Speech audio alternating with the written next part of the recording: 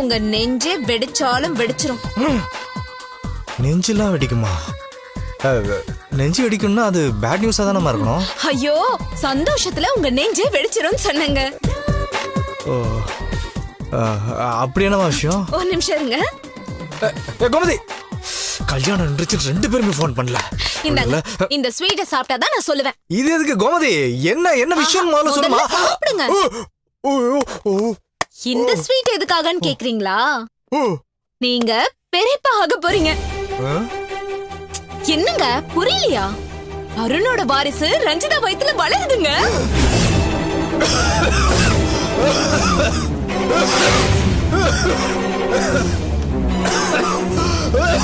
ஐயோ, என்னாச்சுங்க? நல்ல விஷயம் தானே சொன்னேன். என்னங்க? ஒரு நிமிஷம்.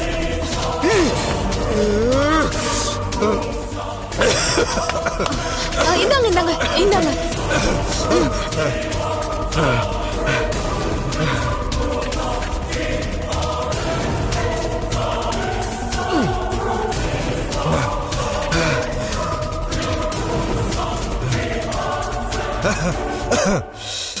ஸ்வீட்டு தொண்டை அடைக்கிற மாதிரி இருந்துச்சு கோமதி, வேற ஒண்ணும் இல்ல.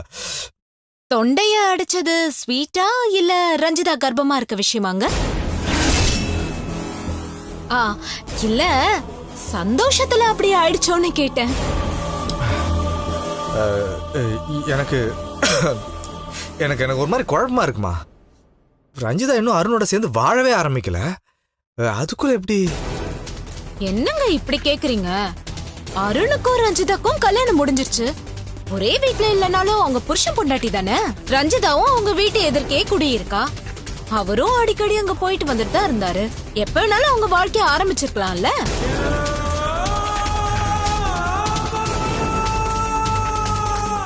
என்னால நம்ப முடியல கோமதி. அருண் வீட்டுல முழு மனசோட அவளை ஏத்துக்கணும் தானே ரஞ்சிதா காத்துக்கிட்டு இருந்தா. ஆனா அதுக்கு முன்னாடி இப்படி ஒரு விஷயம் நடக்கிறத அவளே ஏத்துக்க மாட்டாளே. நீ ஏதாவது கற்பனை பண்ணிட்டு வளராதமா. ஏங்க, நான் ஏங்க வளர போறேன்? ரஞ்சிதா தாங்க அருண் வீட்டுல சொல்லிருக்கா. எந்த பொண்ணும் இந்த விஷயத்துல எல்லாம் பொய் சொல்ல மாட்டா.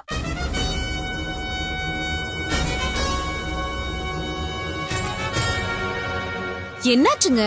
ஏன் ஒரு மாதிரி டிஸ்டர்ப் ஆயிட்டீங்க? ரஞ்சிதா கர்ப்பமா இருக்கிறதுல உங்களுக்கு சந்தோஷம் இல்லையா? சந்தோஷம்தாம்மா. பெரியப்பான்றது முக்கியமான ப்ரொமோஷன் தானே, எப்படி சந்தோஷம் இல்லாம இருக்க முடியும்? ஆனா இப்ப வரைக்கும் அது எப்படி நடந்துச்சுன்னு தான் எனக்கு புரியவே இல்லம்மா. அட, அந்த ஆராய்ச்சில நமக்கு எதுக்குங்க?